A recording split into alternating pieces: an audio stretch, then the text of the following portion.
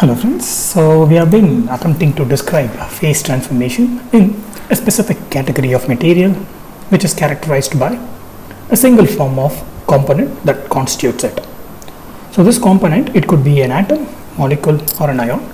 So this material that we have been looking so far or considering so far, it comprises of or it is built up by a single form of chemical component. Now in the previous lecture we saw that, or the previous last two lecture we saw that how it is possible for us to rather estimate or present or illustrate the change in the Gibbs free energy, a change in the thermodynamic function when the temperature of such a material changes.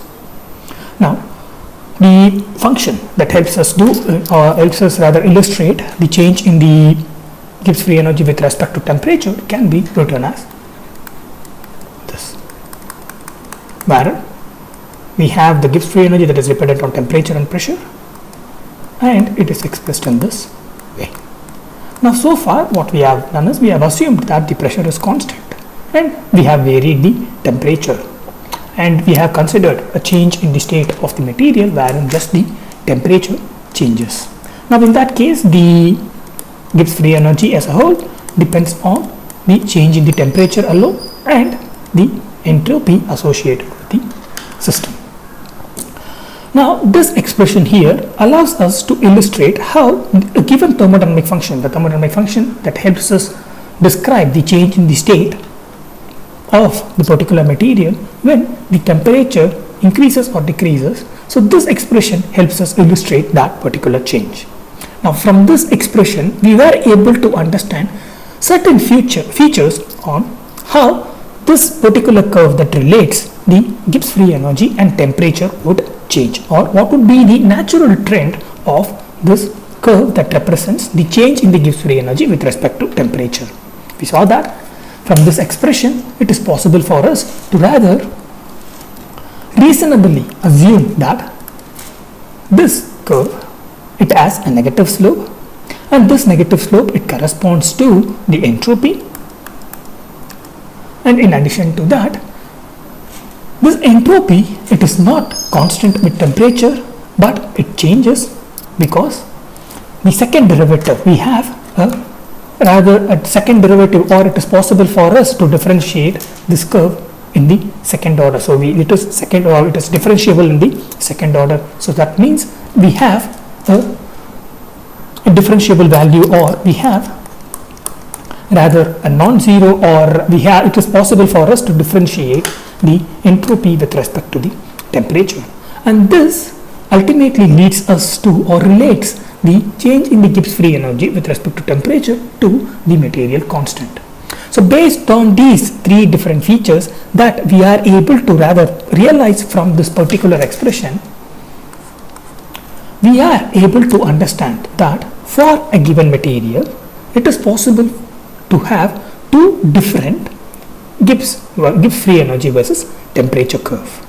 So this expression here for a constant pressure, it helps us gather there are distinguishing features for the curve that represents Gibbs free energy with respect to temperature, and these distinguishing features also help us understand that there should be two different curves. There are often two different curves. Generally there are two different curves to describe this change in the Gibbs free energy for or with respect to temperature when we are considering two different states of a given material, primarily because both the entropy changes with respect to temperature, so meaning the slope, it changes with respect to temperature, and in addition to that the second derivative of the Gibbs free energy, the second order derivative of the Gibbs free energy with respect to temperature is related to the material constant, and this material constant varies with the state of the single component material that we have been considering so far. So since both entropy, that is the slope of the curve, changes with respect to the state of the system, and also the slope of the curve or the derivative of the slope of the curve, that is the derivative of the entropy, also changes with respect to or for a state of a given state of the material, we have two different curves to represent a given material under two different states. So this helps us arrive at this illustration here wherein we have one curve to represent the solid state and the other curve to represent the liquid state. So we saw that the nature of this curve, both the slope and also the curvature of these curves, the slope and the curvature. Slope, the first derivative of the Gibbs free energy with respect to temperature, this curvature, the second derivative of the Gibbs free energy with respect to temperature. So when we consider the second derivative of the Gibbs free energy, it is nothing but the change in the entropy with respect to temperature. So this is the curvature, this is nothing but change in the entropy with respect to temperature. Both these vary with the state of the system, and this is primarily, we saw that this is primarily because in solid often the atoms, they have a specific position, whereas such positions are not often present in the liquids.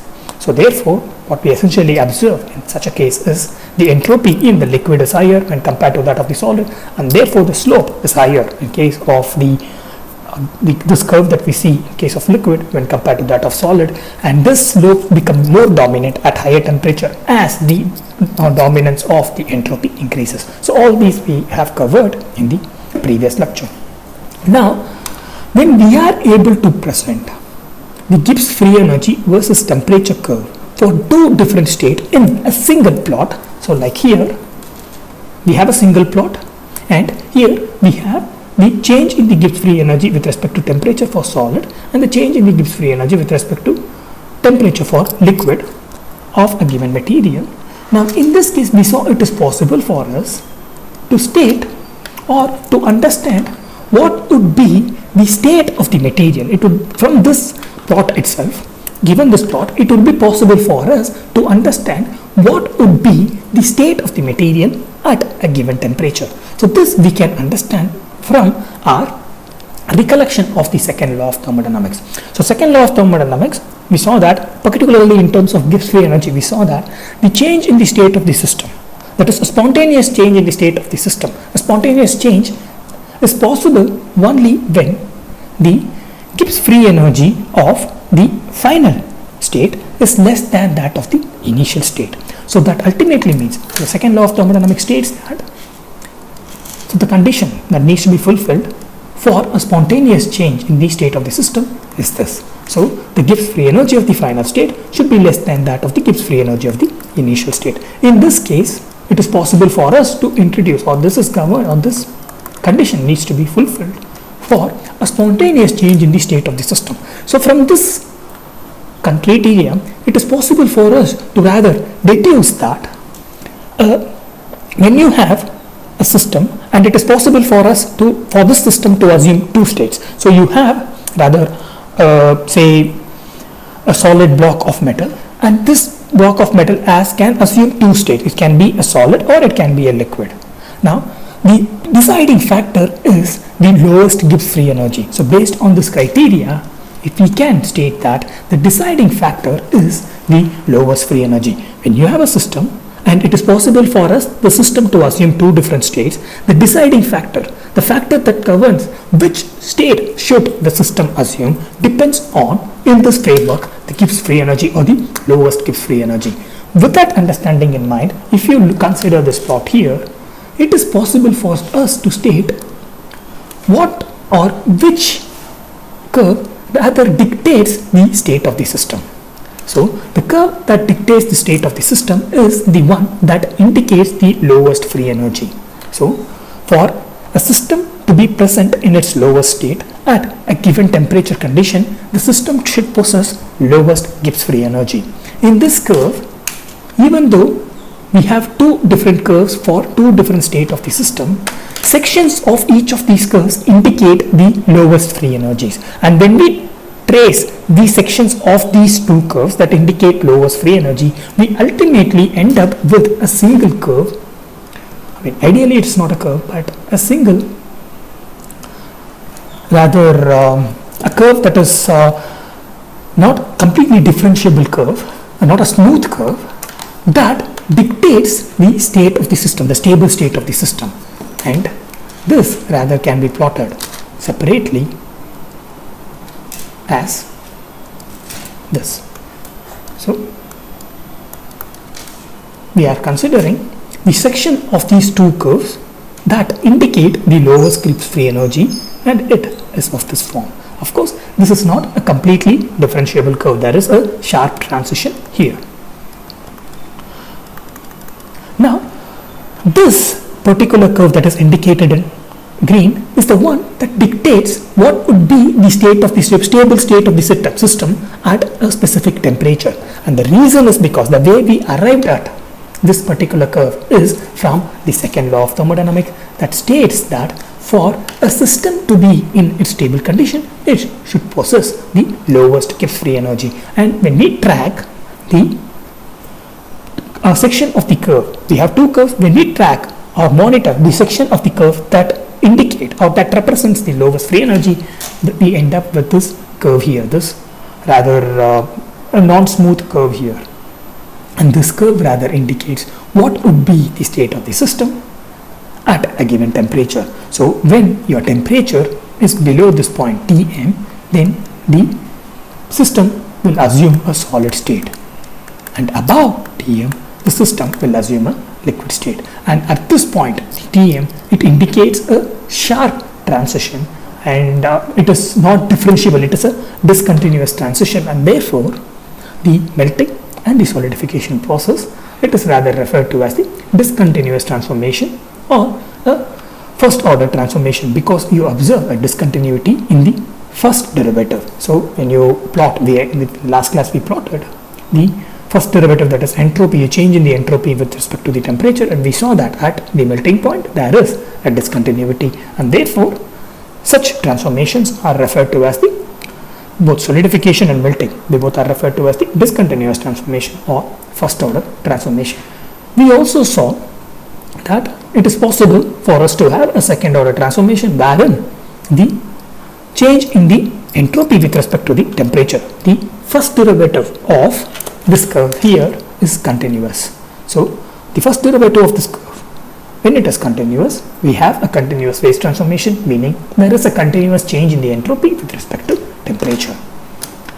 Now, so far what we have done is, we began with this, even though we began with this expression here, we have assumed a change in the state wherein the pressure is constant. So all that we have done is, we have considered an example wherein we are melting a block of metal and then we are solidifying the block of metal, and depending on how the Gibbs free energy changes with respect to the temperature, we have plotted these curves. And from our understanding of the second law of thermodynamics, we were able to realize one curve that dictated the stable state of the system from both these curves, and we end up with this curve here. So what essentially this curve tells us is the equilibrium state of the system, the stable state of the system. The phase equilibria, the state equilibria is rather dictated by or rather indicated by the curve that is here.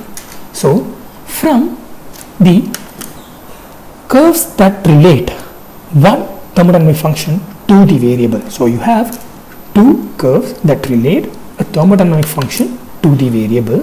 From that, using the second law of thermodynamics, which states that for a system to be stable, the free energy should be at its minimum. Using by combination of these two, we were able to arrive at a curve that indicates or that represents the phase equilibria, that helps us understand what would be the stable state of the given system. What phase should the system assume in order to be stable at a given condition, which in this case is the temperature. So it is the combination of this function here and our understanding of the second law of thermodynamics that helped us arrive at this phase equilibria curve that helps us understand what would be the stable state of the system and for a given condition. Now, if we relax the assumption, that is, we began with the expression for the Gibbs free energy and we assumed that the pressure is constant. Now, when we reverse that condition, that is, we assume that the temperature is constant, that is, this term vanishes off, and ultimately the change in the Gibbs free energy is of this form, then it is possible for us to arrive at the similar illustration that relates the Gibbs free energy with respect to pressure. So for a given phase, it is possible for us to arrive at a curve that relates the Gibbs free energy with respect to pressure. However, it is important for us to note that in this case here, what we essentially have is, we have rather a positive relation between the term in the left hand side of the expression to the terms in the right hand side of the expression, meaning the slope of this curve that relates Gibbs free energy with respect to the pressure is rather positive. So unlike the change in the Gibbs free energy with respect to the temperature wherein the slope is negative, the change in the Gibbs free energy with respect to the pressure, the slope is rather positive. And similarly, it is also possible for us to have a change in the volume of the system when the system changes its states with the change in the pressure. So what essentially we are considering is, we are considering say a block of metal, and now we are increasing the pressure around the block of metal. So here it will be quite difficult for us to imagine increasing the pressure around the block of metal. So let us consider some other form of, say we will begin with a liquid unary system, a liquid that comprises of a single form of component or a single component, and now you are increasing the pressure on that liquid, and you wanted to study on, you want to see how the state of this liquid changes as you keep on increasing the pressure. Now here you assume that the temperature is constant. So despite the increase in pressure, you assume the temperature is constant. Now in that case, the transformation that we will achieve under this condition, that is, we have a liquid system that comprises of single component, you are increasing the pressure of the system and you are expecting a change to occur. So you are doing this all to expect a change to occur. Now in that case, again, what we have is, we have a change in the state that can be described using this particular expression here. So with this expression, we are attempting to describe the state of the system and how the change in the state of the system would occur when you have a liquid and you start applying pressure to it. Now, in this case, the slope, the positive slope corresponds to the volume. So here, the positive slope, that is change in the Gibbs free energy with respect to pressure, corresponds to the volume. And now, as the volume changes with the increase in pressure, what essentially happens is the second derivative of the Gibbs free energy with respect to pressure is also possible. So it is differentiable. This curve is also differentiable at the higher orders. So what we have is, while imposing a pressure, while increasing the pressure on the liquid, so the volume of the liquid begins to change as you increase the pressure. So it means, with respect to the Gibbs free energy and the pressure, this curve is differentiable in the first order, meaning we have the slope that is equal to that of volume. So the first order differentiation is possible and it relates to the volume, and that volume is positive, so therefore you have a positive slope curve. And similarly, as the volume of the liquid changes, then what we essentially have is, we have this curve is also differentiable in the higher order. So the second order differentiation is also possible for this curve, which is nothing but the change in the volume with respect to pressure. Now, it is quite interesting to understand what would happen to the nature of the curve if the liquid that you are considering is incompressible, meaning there is no change in the volume. So that is something that you can consider and assume what would be the change in the nature of the curve. So irrespective of it, if there is a change in the volume, you also then would expect with the increase in pressure, there is a change in the curvature. Now, the state of the system, given that the state of the system, particularly a transition from solid or liquid to solid, there is a volume change when a system changes from liquid to solid or solid to liquid. Similarly, similar to the case we had when we considered the change in the state when there is a change in the temperature, when there is a change, the system changes from solid to liquid or liquid to solid, there is a significant difference in the entropy because we have two different states. In the same way here, when we end up changing the state of our liquid to solid, then there will also be a noticeable change in the volume. So it means if the black curve indicates the liquid, we would have another curve that would indicate the solid. That would indicate the solid. So we have from this expression similar, the way we dealt with this expression, with the similar expression, when we considered the change in the temperature with constant pressure, the same approach can be adopted for this expression here that indicates the change in the state of the system when the temperature is constant but the pressure varies. So the principal understanding or the principal adoption that we take from the previous relation between the change in temperature with respect to the change in the Gibbs free energy is that as we are considering two different states of a given material, we need to consider two different plots or two different curves, and that is primarily because the liquid has a different entropy for a given change or for a given temperature when compared to that of the solid. And the same goes for our study or our consideration of the change in the Gibbs free energy with respect to pressure, meaning the volume of a given state at a particular condition. So when compared to liquid, the volume of the solid of the same material is different, so therefore it is rather reasonable, or it is therefore the expression or the illustration of the change in the Gibbs free energy with respect to pressure, it demands a separate curve to illustrate the solid as opposed to and in addition to that of the liquid.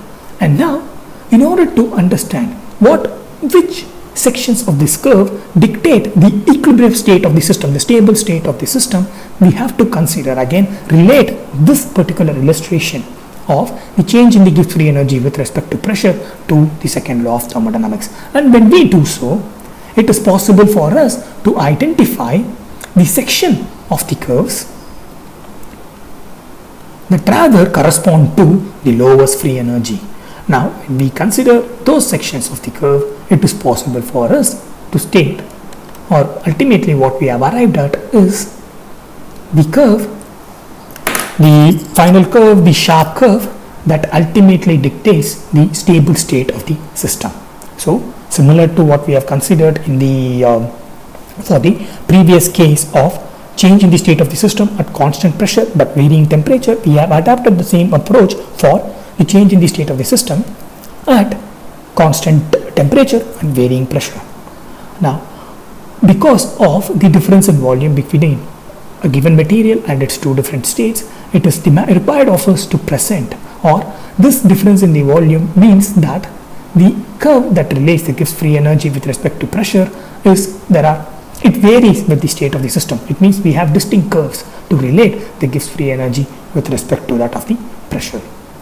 And from these two distinct curves, when we want to understand what would be rather the ultimate or the final state of the system or the stable state of the system for a given condition, we need to introduce our understanding of the second law of thermodynamics and need to identify what we mean by introduce our understanding. It simply means that we need to identify the section of the curves that correspond to the lowest Gibbs free energy. And when we do that, we ultimately end up with a curve that dictates. Of course, this curve could be non-differentiable or sharp curve like we see here, or it can also be smooth curve depending on the phase transformation. And using this curve, we will be able to state what would be the stable phase for a given condition. So now, so far we have seen two different conditions, that is constant pressure, varying temperature, constant temperature, varying pressure. Now, based on the understanding we have gained from these two different rather restricted conditions, it is possible for us to now combine both these and consider the change in the state of the system, wherein you have both change in temperature and also change in pressure. So, instead of considering these two conditions separately, these two terms separately, now it is possible for us to have a single expression, or consider in a single framework both the change that is brought about by the change in the temperature, the change in the state of the system that is brought about by the change in the temperature, and also the change in pressure. Now, instead of getting into or treating it numerically again, it is possible for us to understand how this particular expression governs the stable state of the system by again considering this schematic illustration such as these. So, instead of purely deriving a set of expression and relating the criteria for the change in the state of the system based on this expression like we did for second law of thermodynamics, so what we have so far been doing is we have been rather illustrating how the change in the Gibbs free energy would look like with respect to the change in the thermodynamic variable, with respect to the change in the corresponding thermodynamic variable. And this illustration, even though it is a schematic illustration, it has certain characteristic features that are consistent with the numerical expression. And this relation between this illustration that is based on the numerical expression now has helped us understand what primarily governs the state of the system for a given condition. So which section of the curve primarily governs the state of the curve or the state of the system for a particular condition. And this condition so far has been constant temperature and varying pressure, constant pressure and varying temperature. Now we are attempting to combine all these. So again, instead of treating it numerically, we will take this rather a graphical approach of illustrating what would be the ultimate, or how we can rather understand the factor governing the stable state of the system. So instead of taking a numerical approach, we will take the approach that we have been considering so far. So what we have been doing so far is, again, we have been based on the expression that we have, the numerical expression that we have been attempting to create plots that is indicative of this expression.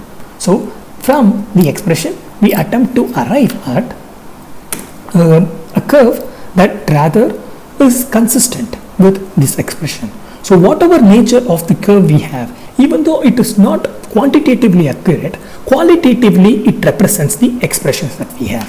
So when we want to attempt to do the similar curve for this expression here, then what we essentially have is, here we have, instead of 2, we have 3 variables. So that is the first thing we need to observe.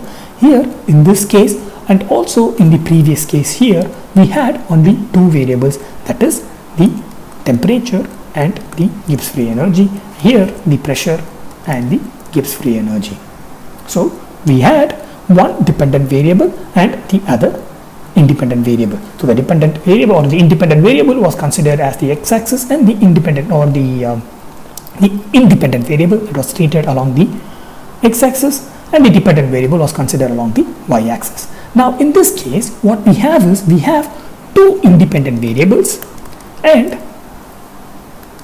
1 dependent variable. So therefore, the framework, the coordinates that we need, that we were considering so far, the 2-dimensional condition that we are considering so far, needs to be extended to 3D. So ultimately, our depiction, the illustration, should be done in a 3-dimensional framework, and here ideally we consider the temperature and pressure along these 2 axes and the Gibbs free energy along this axis. Now once we are able to establish this coordinate here, now it is possible for us to rather estimate how the Gibbs free energy and changes when both temperature and pressure changes. So essentially what we would end up having is, instead of having a curve like these, so 1-dimensional curves like these, we end up having surfaces. And so we can refer to it as planes, of course, and the planes, they are not rather flat planes, but they are curved planes. So here, so it is rather I cannot rather clearly devise a plane here, but let me try. So we ideally would have a plane something like this, a curved plane. Again, this is schematic representation. So we would have a plane something like this, a plane that need not be flat. So what we are essentially doing is, we are essentially expanding or extending the understanding, the outline or the framework that we have devised for the two-dimensional case to a three-dimensional one, wherein the Gibbs free energy is governed by both temperature and pressure. So when the Gibbs free energy is given by both temperature and pressure, the change in the Gibbs free energy with respect to both these variables will no longer be dependent on or it can no longer be represented by a single line, but we need a plane. But apart from that change, what doesn't really vary when you compare this two-dimensional representation or this rather straightforward consideration to this extended consideration is that the relation how the Gibbs free energy with changes with respect to temperature and how the Gibbs free energy with changes with respect to pressure, both these, the change of Gibbs free energy with respect to temperature and the change of Gibbs free energy with respect to pressure, the way it changes will not vary, even though we are now considering a three-dimensional case where both temperature and pressure are changing. So even though we have moved away or we are considering a change in the state of the system where both pressure and temperature is changing, the way Gibbs free energy changes with temperature and the way Gibbs free energy temperature changes with pressure, the way it changes, the slopes associated with that will not vary. Now, we saw that in case of the pressure, the slope is positive, and in case of the change in temperature, the slope is negative. Now, since both these are changing at a given point, the Gibbs free energy is an interplay between these two factors. Again, let me repeat. In case of a constant pressure and the change in temperature, we have a curve that is of negative slope. In case of constant temperature and varying pressure, we have a curve that is of positive slope. The curve, I mean how the Gibbs free energy changes with respect to each of these variables. Now we are collectively combining, or we are collectively representing both these variables. One variable, it wants to decrease the Gibbs free energy as it increases. The other variable, it wants to increase the Gibbs free energy as it increases. Now, in this three-dimensional representation, at a given point, the interplay of these variables is what gives us the curve that we have right now, the plane that we have right now. So, essentially, when you extend your assumption and include both these variables, the first change that we see is we need to increase our dimension of representation. So, we need to have a three-dimensional framework to represent this curve that indicates the change in the Gibbs free energy with respect to both change in temperature and pressure. Secondly, in our previous cases, when we assumed only a single independent variable, pressure or temperature, the change in the Gibbs free energy was either increasing or either decreasing. In case of pressure, it was increasing as the pressure increased, or in case of temperature, it decreased as the temperature decreased. So, however, in this case, since we are combining both these, what we ultimately have is the combination of these two, the interplay of these two variables ultimately gives us ultimately dictates the nature of this curve. So, it is not as straightforward as once we observed in the two-dimensional case. So, in the two-dimensional case, just by looking into the expression itself, we were able to say what will be the trend of the curve. And here, there will be an interplay of the influence of both pressure and the temperature. Now, despite this difference, one factor that will be common is that the second law of thermodynamics stays the same irrespective of the number of variables that we include. So, irrespective of what conditions we consider or what conditions we impose on the system, the second law of thermodynamics stays the same. So, again, the second law of thermodynamics, one corollary of that is when we have different curves for that represents different states of the system. Again, even in the three-dimensional case, like in case of two-dimension, the different state would respond of a given system, different states of a given system would respond differently to the combinatory change in the temperature and pressure. So therefore, for a given state, we would have one in black like this, and we might also have one that is something like this, that represent another state of the system. Same system, two different states, and both these, they behave differently for the combinatory change in the temperature and pressure. So, even though there are these differences, there are these significant differences, given that the second law of thermodynamics is the same, now it is possible for us to identify the section of this plane that will dictate the change in the state of the system, or that will dictate the stable state of the system. In the way, similarly, we were able to identify the section of the curves that helped us understand the state of the system in a given equilibrium, or in a given condition, or in a given temperature, or a given pressure. In the same way, it is possible for us to understand from these combination of planes what would be the section of the plane that would dictate the stable state of the system for a given combination of temperature and pressure. So it means when you have two different planes like this, it is the section of the planes. So here we consider the section of the curves. In this case here, it would be the section of the planes that represent the lowest Gibbs free energy that ultimately governs the stable state of the system for a given combination of temperature and pressure. Now, if we are able to plot, for instance, we will begin with again temperature, pressure and Gibbs free energy from these two curves here. So let us assume the red curve is again purely schematically, this is liquid and this is solid, and from this we have identified the section of the curve that represents the lowest Gibbs free energy, and for both liquid plane and also the section of the plane of the surface that represents the lowest Gibbs free energy for liquid and also for solid, and we combine it together, we might ultimately end up with a surface like this. And this surface, it dictates the stable state of the system for a combination of temperature and pressure. Supposing if you are considering a temperature say T1 and a pressure say P1, now it is possible for us here to state what will be the lowest Gibbs free energy and then understand to which curve that does, or to which plane does this section of the surface corresponds to, and from that we will be able to state what would be the stable state of the system. And similarly, we would be able to identify a sharp transition and then say in this combination of temperature and pressure there is a sharp transition in the state of the system. So again, this is purely schematic.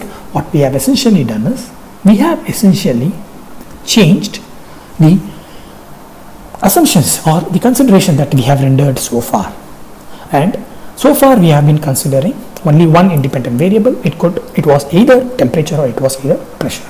Now we want to extend that consideration and we want to consider, or we want to have a framework wherein both temperature and pressure changes.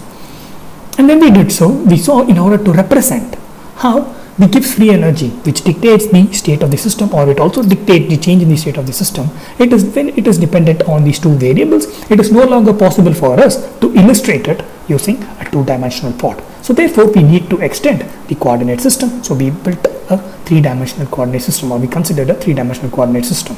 Now when we compare the illustration of this change in the Gibbs free energy with respect to both these variables, we saw that even in case of the in case of a single independent variable condition, we have a curve that representing the Gibbs free energy with respect to change in that variable. However, in this case, we have in place of the curve we have a plane, and there from the expression itself we were able to state how the nature of the curve would look like. But given the complexity of this expression here, we identify it is the interplay of the influence of both these variables that ultimately dictate the nature of the plane we have that indicates the change in the Gibbs free energy with respect to both temperature and pressure. And finally, even though all these things changes, we ultimately, it is possible to have, for us to understand what would be the stable state of the system by considering the second law of thermodynamics. Even though all the other things changes, the role of second law of thermodynamics in helping us understand what would be the stable phase of the system for a given combination of temperature and pressure remains the same. And using that, we are able to state what would be, or identify or realize what would be the state of the system for a given, or stable state of the system for a given combination of temperature and pressure.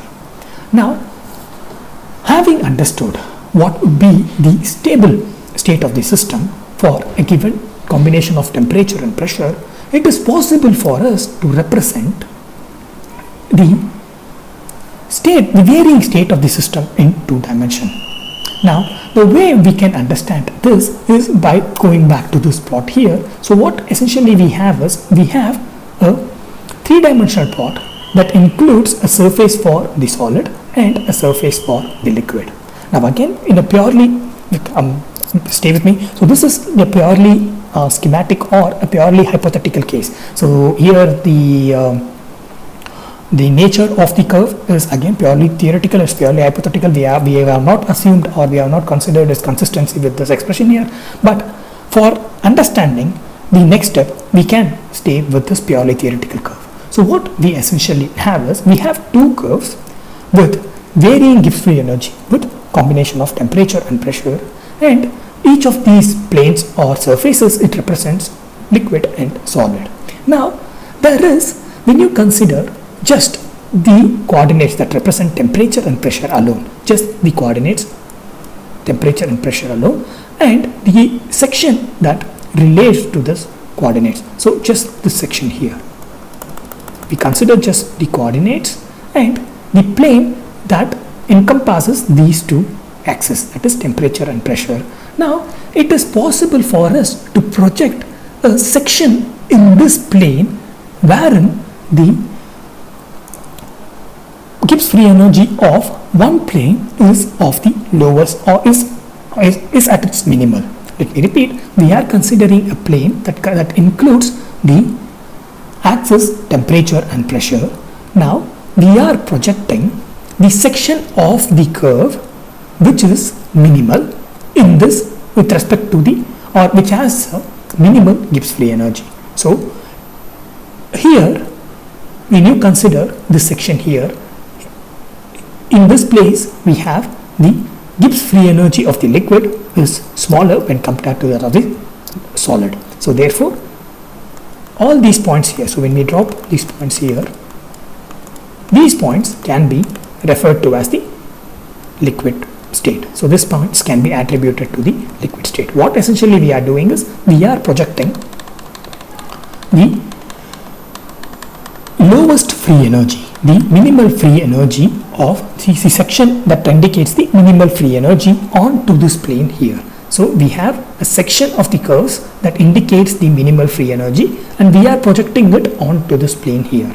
And when we do so, when we keep on projecting the section of this curve with minimal free energy onto this curve here, so it is possible for us to identify a region within which the liquid surface has minimal free energy. So what we are doing is, we are identifying the section of the surface that has minimal free energy, and then we are projecting it onto the plane that encompasses temperature and pressure. And when we do that, this projection indicates, or let me use a different color, this projection here, it indicates the section of the surface wherein the liquid has minimal free energy, and beyond this section it is the solid that has the minimal free energy, and we are projecting it here. So we have a section where the liquid has a minimal free energy, and we have a section where solid has minimal free energy, and it is we have projected both these in a plane that comprises of temperature and pressure. So what we have done is, we have 2 surfaces, 2 planes, and in one section the minimal free energy is assumed by the liquid plane, and in one section we have minimal free energy assumed by the solid plane, and those sections we are projecting it on a surface that comprises of the change in temperature and change in pressure. So we are projecting the minimal sections of the liquid surface and the solid surface on to the pressure and temperature, a section on the pressure and temperature plane here. And now when we view this pressure and temperature plane from this angle, so when we consider a top view of this pressure and temperature plane, what we would ultimately end up having is, we have say temperature and we have pressure, what we would ultimately end up having is, we would see a section like this, wherein here you would have your solid that is in stable state, and here you would have your liquid that is in stable state. So here the solid is in stable state, and here we have solid, here we have liquid which is in the stable state. So what we have done is, based on the three-dimensional representation of how the Gibbs free energy changes with respect to the temperature and pressure, we have considered the sections that represent the minimal Gibbs free energy, that like we have considered so far for the two-dimensional case. And in order to rather represent this minimal Gibbs free energy, or the section of the minimal Gibbs free energy in a two-dimension, in order to get rid of one dimension, we projected it onto a plane that comprises of pressure and temperature alone. And when we did that, we arrive at something like this, which indicates what would be the stable state of the system when for a combination of pressure and temperature, and this is what we refer to as the phase diagram. Now, I would like to wind this lecture up in this point, and we will build on this in the subsequent lecture. So what phase diagram helps us understand is, from the change in the Gibbs free energy with respect to these different variables, we arrive at a two-dimensional representation which helps, or which states what would be the stable state of the system, which indicates what would be the stable state of the system for a different combination of pressure and temperature. So it ignores what is the exact value of that Gibbs free energy, but it just states what would be the stable phase for the given combination of these two independent variables, and that is what we refer to as the phase diagram. So we will build on this understanding of the phase diagram in the subsequent lecture. Goodbye.